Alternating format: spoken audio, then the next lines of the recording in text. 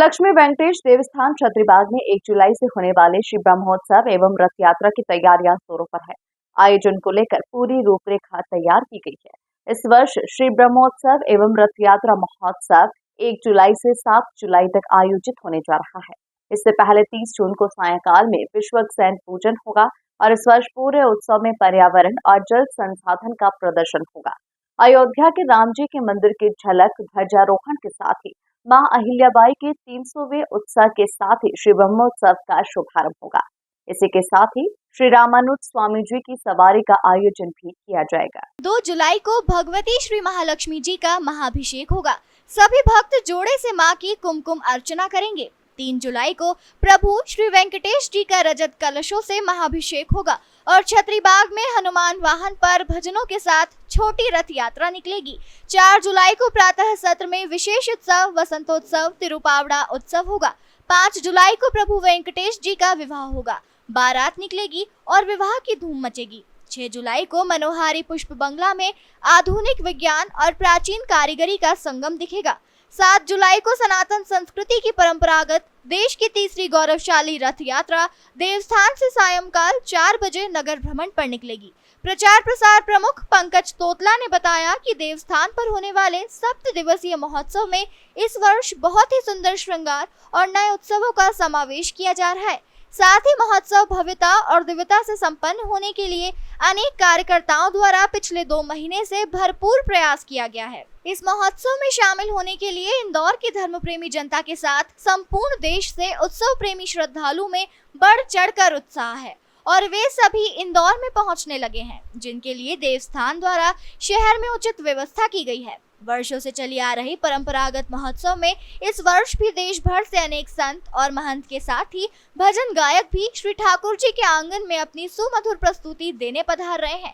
30 जून को दोपहर 17 से ही महोत्सव प्रारंभ हो जाएगा। दोपहर 3 बजे से श्री वेंकटेश महिला मंडल द्वारा सामूहिक सुंदरकांड पाठ किया जाएगा। सायंकाल में श्री विवेकसेन पूजन किया जाएगा। 1 जुलाई को ध्वजारोहण के साथ होगा। इस वर्ष प्रभु के तो दिन प्रतिदिन विशेष श्रृंगार दर्शन होंगे। साथ ही प्रभु के निज मंदिर में भी प्रतिदिन भक्तों को सुंदर झांकी का दर्शन होगा।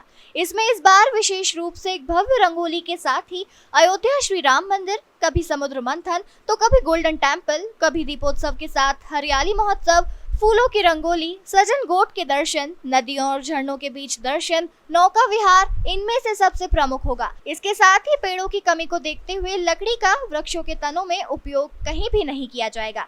सर्वप्रथम शहर को पुष्प बंगले की सौगात देने वाले श्री लक्ष्मी वेंकटेश देवस्थान में इस वर्ष भी वृंदावन के मुख्य कलाकारों के साथ ही इंदौर के कलाकारों द्वारा सुगंधित पुष्पों और नाना प्रकार की वस्तुओं द्वारा प्रभु वेंकटेश का दिव्य पुष्प बंगला सजाया जाएगा। परमात्मा का उत्सव अपने आप में एक विशेषता है और सबसे बड़ी विशेषता ये है कि एक तो हम अपने आचार्यों को निवेदन करके बुला रहे हैं और एक हमारे परमाचार्य स्वयं चला कर आए, तो इससे बड़ा सौभाग्य क्या होगा।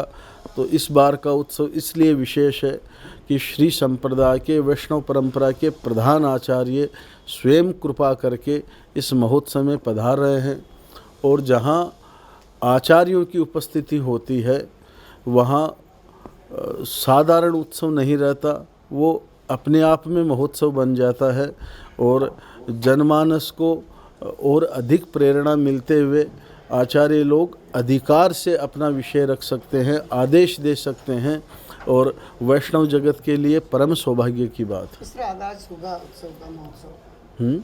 किस तरह शुरुआत होगी पहले दिन से? प्रथम दिवस भगवान गरुड़ जी का आह्वान करके यहाँ ध्वजा चढ़ाई जाएगी और ध्वजारोहण से ये उत्सव प्रारंभ होगा, जिसमें प्रतिदिन दक्षिण भारतीय विद्वानों के द्वारा नाद स्वरम के साथ में वेद मंत्रों के द्वारा भगवान का नित्य आराधन, यज्ञ नारायण भगवान की सेवा पूजा और भगवान के विविध प्रकार के उत्सव संपन्न होंगे। 3 दिनों का विशेष महत्व बताया अभी आपने, किस तरह का महत्व है 3 दिनों का? 7 दिवस का ही विशेष महत्व है वैसे तो, पर यहाँ 3 दिवस में विशेष उत्सव मनाए जाएंगे, जिसमें श्री कल्याण उत्सव भगवान श्रीनिवास का पद्मावती जी के साथ में ये उत्सव संपन्न होगा। और जो श्री कल्याण उत्सव के दर्शन करता है, ऐसा भी भाव है जनमानस में कि जिन बालक बालिकाओं का विवाह में विलंब होता है, वो श्री कल्याण उत्सव के दर्शन करने से उनके मनोरथ की पूर्ति होती है। दूसरा जो महोत्सव है वो श्री पुष्प बंगला दर्शन है। इस नगर में फूल बंगले का अगर शुभारंभ हुआ है तो भगवान श्री वेंकटेश जी के उत्सव से हुआ है। और इस बार आप सभी लोगों को और विशेष दर्शन करने को मिलेगा, जिसकी आप लोग प्रतीक्षा कर रहे हैं।